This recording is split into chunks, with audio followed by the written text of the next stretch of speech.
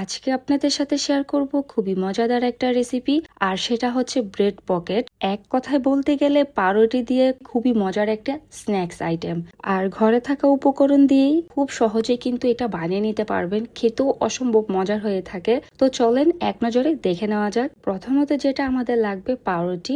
এখানে আমি 6 পিস পাউরুটি নিয়েছি, আপনারা বাড়িয়ে কমিয়ে নিতে পারেন। তারপর দুটা পাউরুটি একসাথে করে একটু বেলে নিব। বেলার সাথে সাথে যেন দুপাশটাই একসাথে হয়ে যায় এমনটাই চাপ দিয়ে বেলতে হবে। এখানে আমি একটা কাপের মাধ্যমে গোল শেপ করে নিচ্ছি।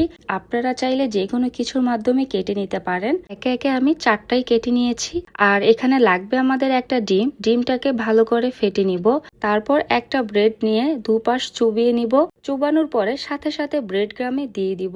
এই ব্রেড গ্রামটা কিন্তু আমারই তৈরি, চাইলে আপনারা রেসিপিটা দেখে নিতে পারেন। একইভাবে 4টা করে দিব।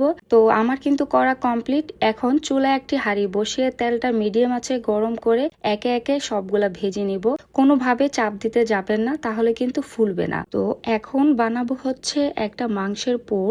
চুলায় ফ্রাই প্যান দিয়ে 1 টেবিল চামচ তেল দিয়েছি, আর এখানে 1 টেবিল চামচ পেঁয়াজ, সাথে 1 কাপ মুরগির মাংস সেদ্ধ করা গরম মশলা দিয়ে, আর দিচ্ছি হাফ কাপ গাজর কুচি কিউব করে কাটা, দিয়ে দিচ্ছি একটা আলু। আলুটাকে সেদ্ধ করে দিলেই এখানে ভালো হবে, যেহেতু পানি ব্যবহার করব না। তারপর দিয়ে দিব হাফ চা চামচ মরিচের গুঁড়া, হাফ চা চামচ চিলি ফ্লাক্স, হাফ চা চামচ জিরা গুঁড়া, আর হাফ চা চামচ গোলমরিচের গুঁড়া। দিয়ে দিব স্বাদ মতো লবণ। তারপরে এখানে দিয়ে দিব 1 চা চামচ সয়া সস, 1 চা চামচ টমেটো সস। সবকিছু ভালোভাবে মিক্সড করে ভেজে নিব 6 থেকে 7 মিনিটের মতো মিডিয়াম আছে। পোরটা বানানো একদমই কমপ্লিট। এখন চলে যাব মূল প্রসেসিং এ। এখানে আমি যে পাউরুটি গুলা ভেজেছি এখন একে একে কেটে নিব একটা কেচির মাধ্যমে, খুবই সাবধানে। এই যে দেখতে পাচ্ছেন ভিতরে কিন্তু খুবই ফাঁকা আছে। তো একে একে আমি এখন সবগুলা কেটে নিব। তারপর যেটা লাগবে সেটা হচ্ছে মেয়োনিজ। আমি বাসায় নিজে বানিয়ে নিয়েছি, আপনারা চাইলে ক্রিম ব্যবহার করতে পারেন,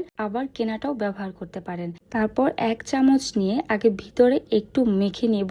মাখা হয়ে গেলে এখানে আমি পরপর পুর দিয়ে একদম সম্পূর্ণ করে নিব। তারপর আবারও একটু উপরে মেয়োনিজটা দিয়ে দিব, আর সৌন্দর্যের জন্য এখানে গাজর শসা ব্যবহার করেছি। আশা করি আপনাদের কাছে খুব সহজ আর ভালো লেগেছে। আজকে এ পর্যন্তই। সবাই ভালো থাকবেন। আল্লাহ হাফেজ।